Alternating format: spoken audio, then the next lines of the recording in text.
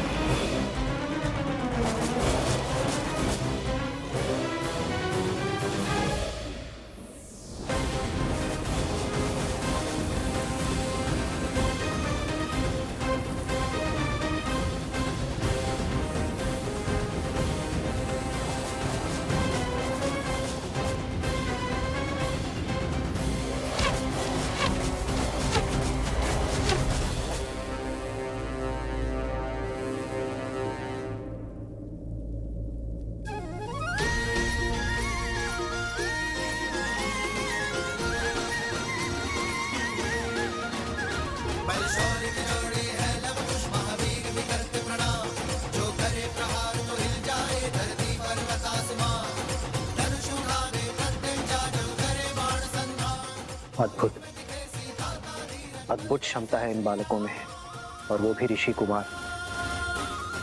इस आयु में ऐसे धनुर्विद्या का प्रदर्शन तो राजकुमारों के भी बस की बात नहीं है।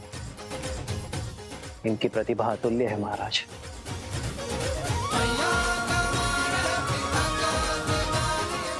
अरे रुको,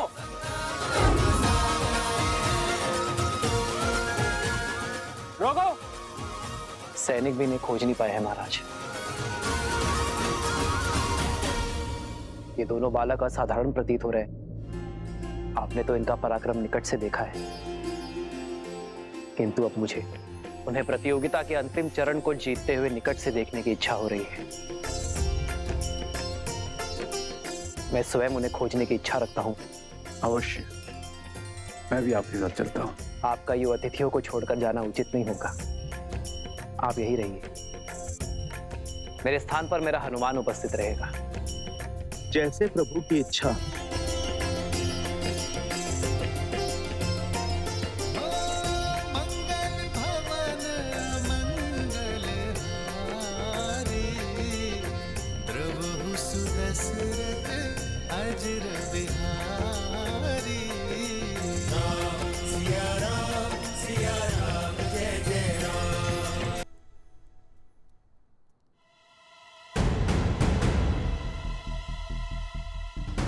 कुश, चलो प्रतियोगिता क्षेत्र के तनिक निकट चलते हैं। अब यहाँ सब हमारी खोज में लग जाएंगे।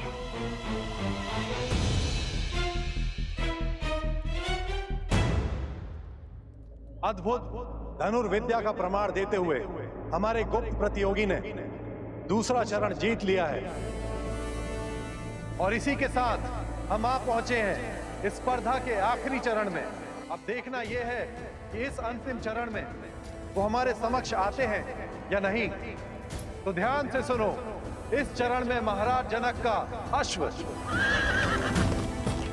जिसे आसपास के सभी 12 राज्यों में सबसे तीव्र होने का गौरव प्राप्त है, उसे बिना क्षति पहुंचाए रोक पाएगा, वो होगा प्रतिस्पर्धा का विजेता।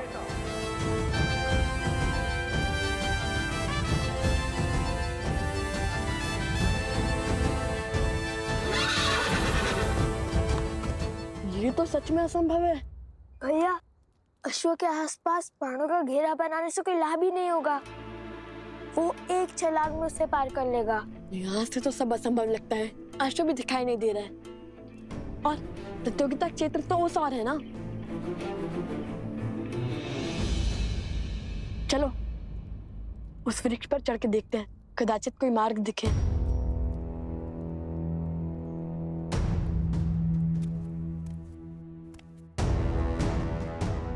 सैनिक आ रहे, धनुष छुपाओ। ये लो।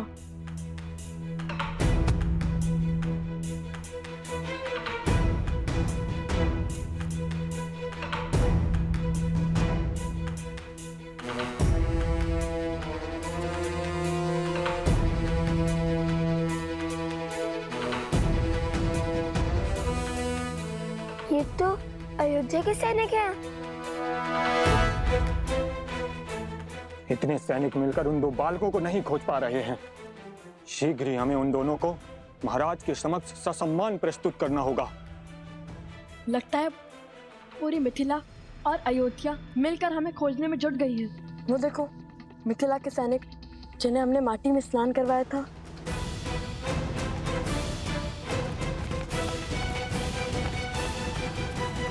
ये अकस्मात रुक क्यों गए? लगता है राजघराने से कोई आ रहा है।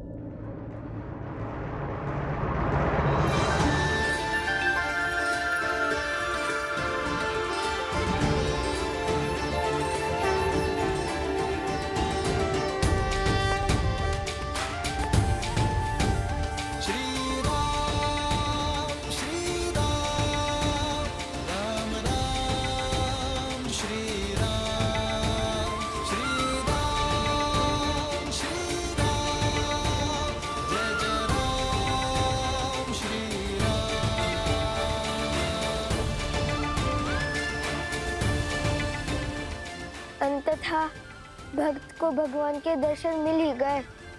हमारे आराध्य, हमारे भगवान बिल्कुल वैसे ही जैसे सीता मैया ने विभीषण जी को बताया था। श्री रामचंद्र कृपालो भजमन हरण भव भय दारुणम। नवकंज लोचन कंज मुख कर पदकंजारुणम। कंदर्प अगणित अमित छवि नवनील नीरज सुंदरम। पटपीत मानहु तडित रुचि शुचि नौमि जनक सुतावरम।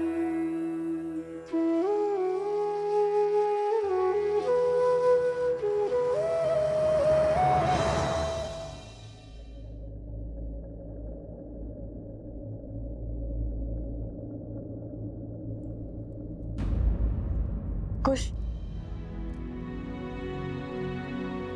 श्री राम के चरण स्पर्श करने के लिए इससे अच्छा अवसर नहीं मिलेगा हमें।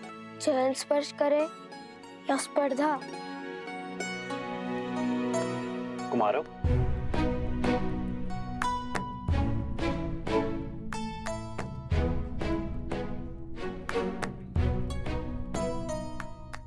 आभास होता है ये भार बहुत अधिक है। लाइए मैं सहायता कर देता हूँ। नहीं नहीं नहीं, हम स्वयं ले जाएंगे। प्रतिदिन का कार्य है भद्र। आप दोनों बड़े परिश्रमी प्रतीत होते हैं। हमारी माता ने सिखाया है कि अपना कार्य सदा स्वयं करना, किसी की सहायता न लेना। बड़ी अच्छी सीख दी है। किंतु मुझे आप दोनों की सहायता चाहिए कुमारों। क्या आपने हाथों में धनुष लिए 2 ऋषि कुमारों को देखा है? केश भी लंबे हैं उनके। हाँ हाँ, उस ओर गए वो दोनों ऋषि कुमार।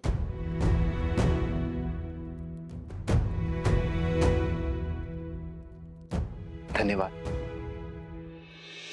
अपने पिता के चरण स्पर्श करके आशीर्वाद लेना हमारे पुत्रों की नियति में नहीं,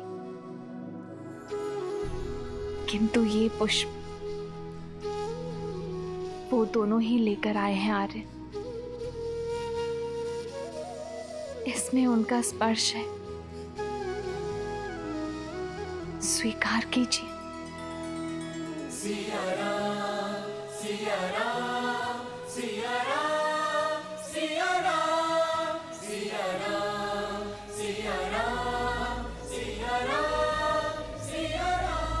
हमें आशीर्वाद देते जाइए श्री राम।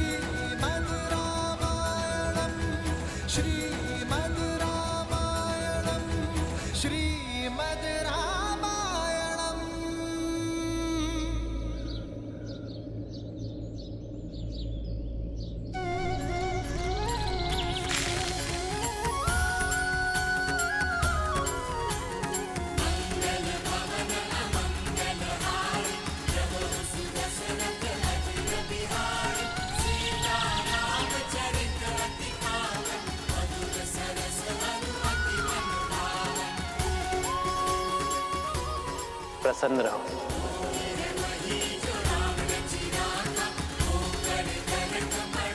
चिरंजीवी रहो, यशस्वी रहो।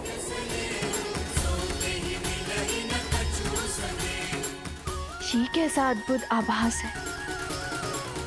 अब तक जिस मन को चिंता घेरी हुई थी, अब वो अचानक आनंदमय कैसे हो गया।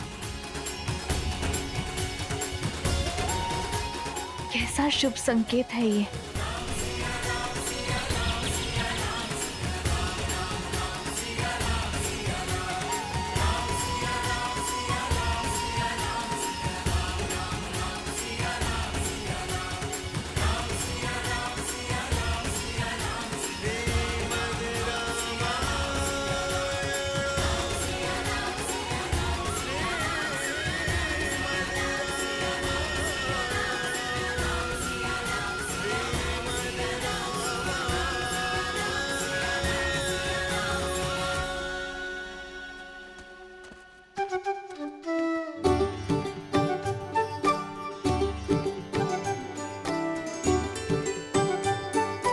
बुरी बात, असत्य क्यों कहा तुमने?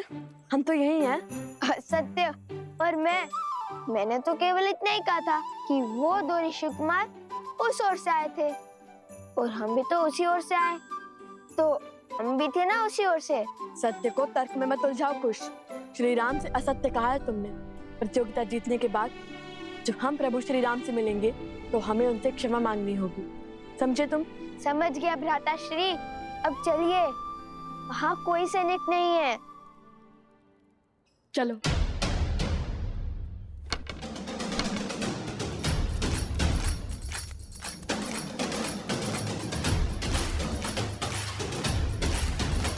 भैया, अब तो अंतिम स्पर्धा बची है, उसके बाद छुपने छुपाने के खेल से मुक्ति मिल जाएगी।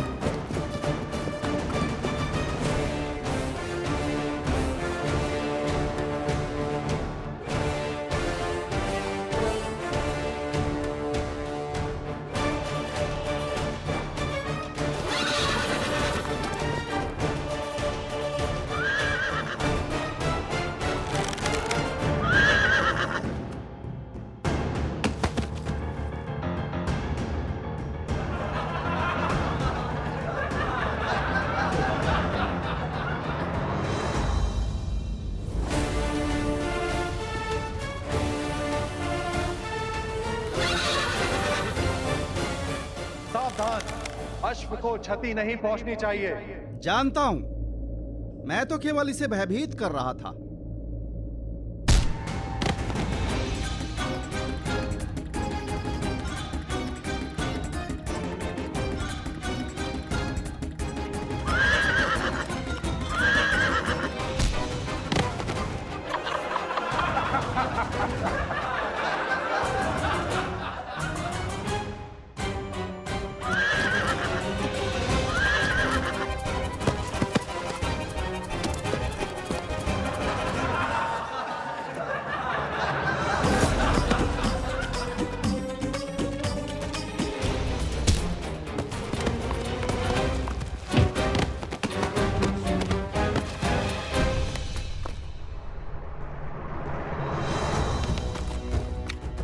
अश्व प्रतियोगिता के स्थल से बाहर निकल चुका है भैया।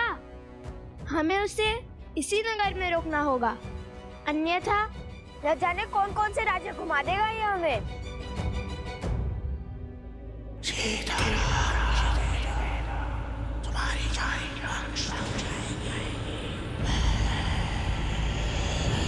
ये किस राक्षसी शक्ति का आभास हुआ मुझे?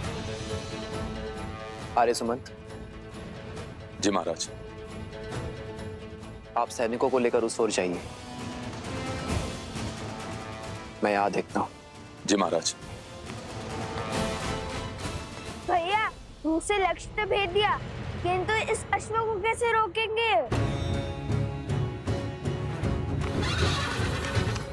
श्री राम से क्षण भर की भेंट भी जन्मों के संकट टाल देती है।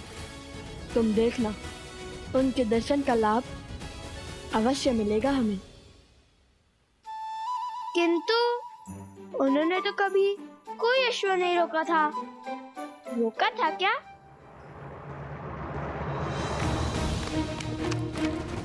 वो देखिए भैया, वो रहा।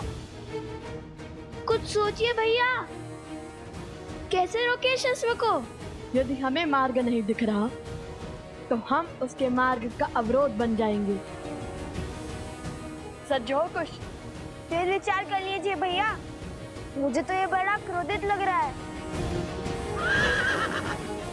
सोचो कुछ, श्री राम ने क्या कहा था? उन्होंने तो कहा था प्रसन्न रहो, संतुष्ट रहो और चिरंजीवी रहो। किंतु इस अश्व को पकड़ने में क्या संतुष्टि, क्या प्रसन्नता होगी भैया? प्राणी प्रसन्न और संतुष्ट कब होता है? मैं तो तब संतुष्ट रहता हूँ जब मेरा पेट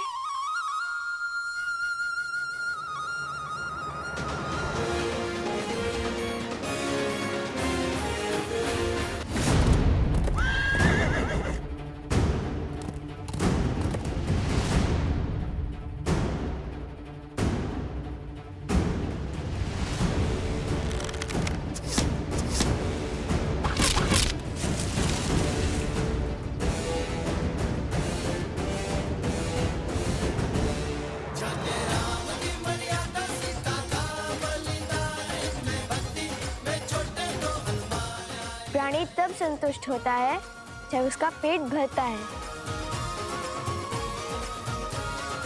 महाराज की जय हो। महाराज, दोनों ऋषि कुमारों ने अश्व की भूख मिटाने के लिए उसके आगे पत्तों का भंडार लगा दिया है। अब वे अश्व को लेकर प्रतियोगिता क्षेत्र में आ रहे हैं महाराज।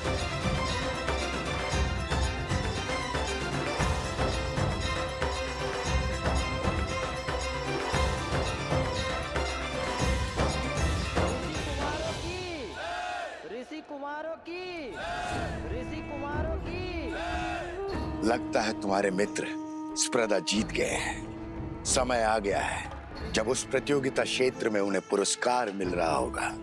तब पूरे नगर के समक्ष तुम्हें उन्हें जीवन का सबसे बड़ा आघात देना होगा। संसार को बताना होगा कि लव कुश सीता के पुत्र है। जो सत्य देवी सीता ने संसार से छुपाए, स्वयं भगवान वाल्मीकि भी जिसे उजागर नहीं करना चाहते, वो आप क्यों सबके सामने लाना चाहते हैं? क्या मिलेगा आपको माता सीता और लव कुश को दुख पहुंचाकर?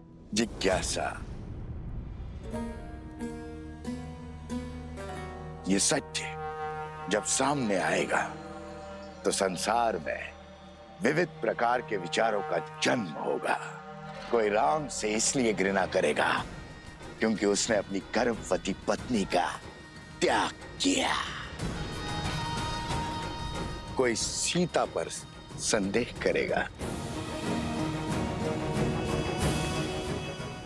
मैं कुछ नहीं कहूंगा, चाहे तो आप मेरे सर के टुकड़े टुकड़े कर दे।